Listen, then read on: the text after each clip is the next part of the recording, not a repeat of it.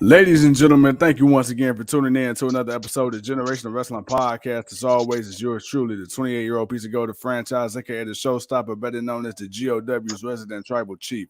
And with me, as always, I got my tag team partner, my brother, my family. He is the flyest in the room, Mr. 1, 2, 3. Pin that ass down, K Breezy, aka King Tuco in the building, bro. What's good?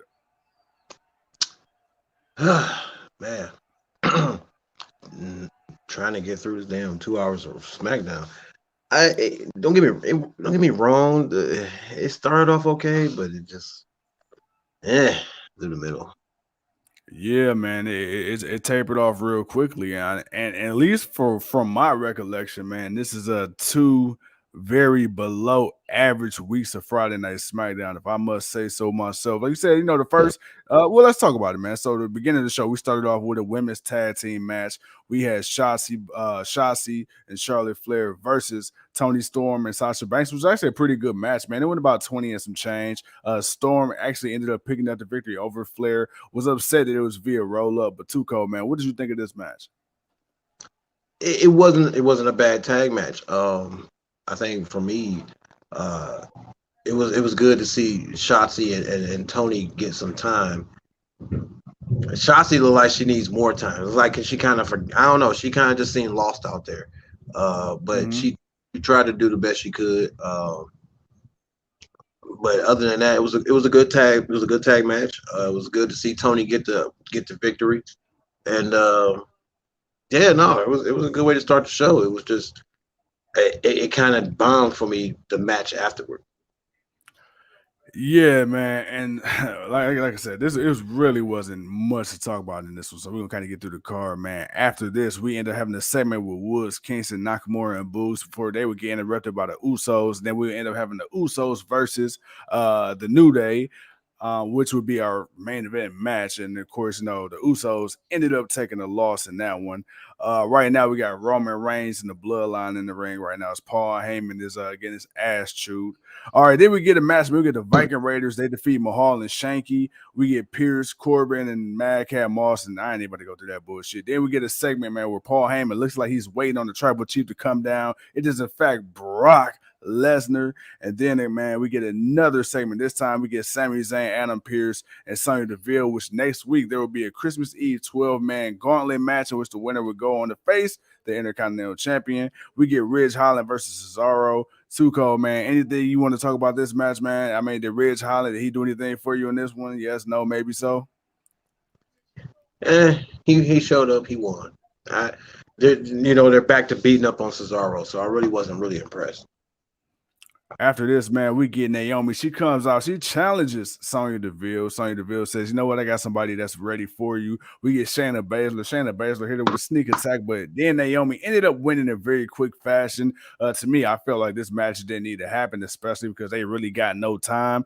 When you look at, the women of caliber of a Naomi and Shayna Baszler, I feel like they definitely deserve more than what they got, but it is what it is. And then, like I said, man, after that, we got the New Day versus the Usos. New Day picked up the victory. Now we are in the ring with the Tribal Chief, Roman Reigns, as he's addressing the Usos and Paul Heyman. So let's see what they're talking about. I will say this though, man.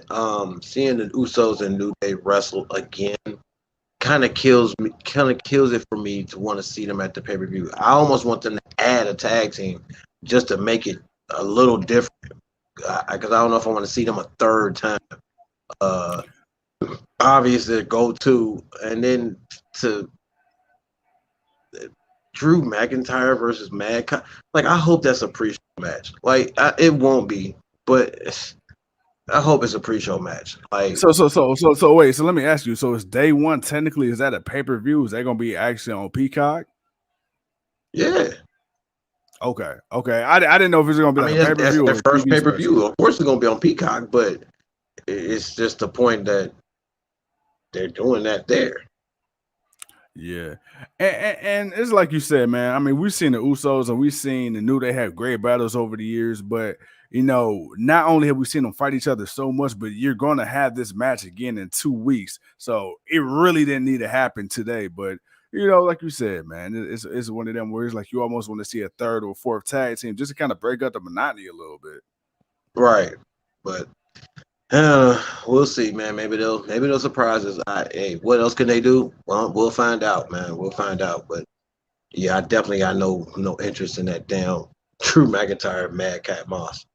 I mean, don't get me Not at wrong, all. Not at all. good, but it's gonna be a squash match. Tuco, man, Roman Reigns has a very simple question. Are you representing Brock Lesnar or are you representing me? I don't know which way he's leaning. I want to say he's representing Roman Reigns, man, but I don't. You know what? It's not like he ever said he quit representing Brock Lesnar. Brock Lesnar just wasn't on TV, so he was just representing Roman Reigns until Brock came back. That's true.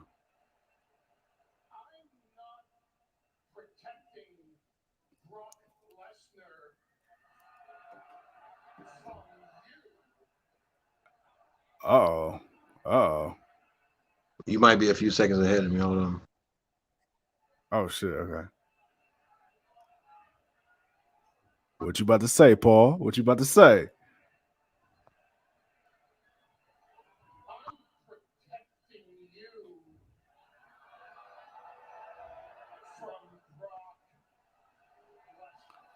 Whoa.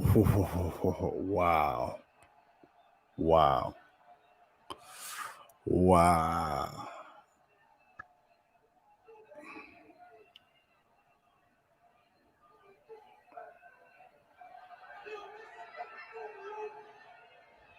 Okay. I gotta.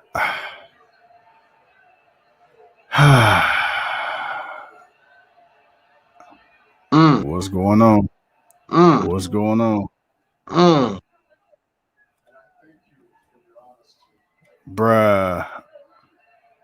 And I thank you for 40 years of service to my family. And your father.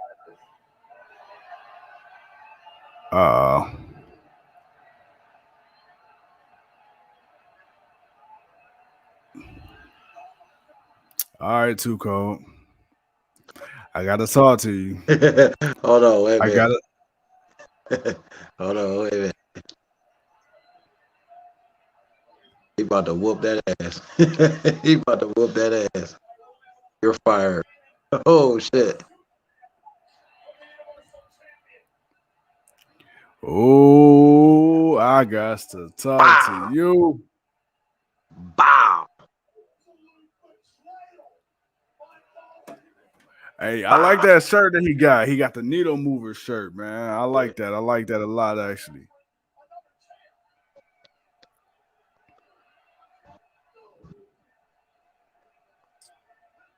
I mean, Brock there. I'm surprised he ain't came out. Oh, you spoke too soon.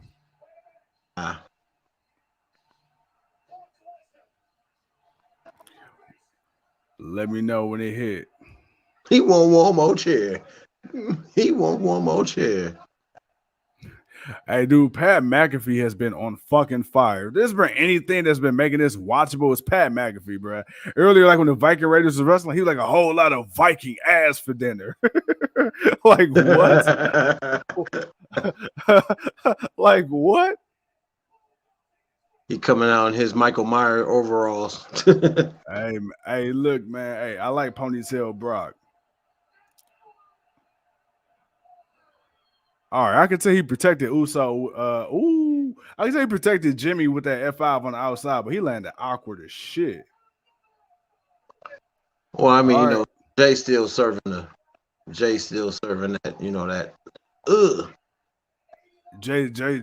in trouble.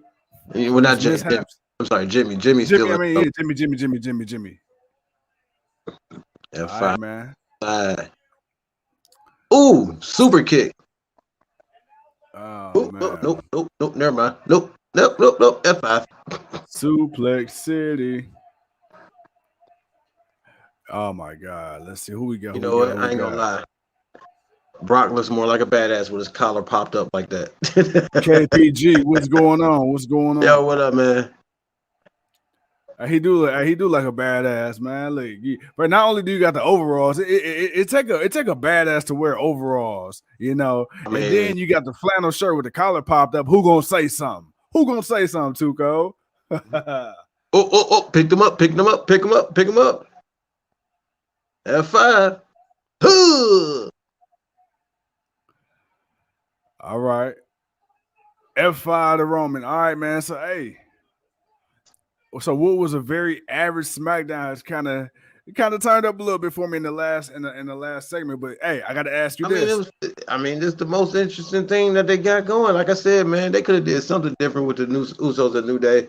You didn't have to give them another tag match. You could have did something else. But everything else in the middle of this just felt flat. It didn't really hold much weight. That's another F5.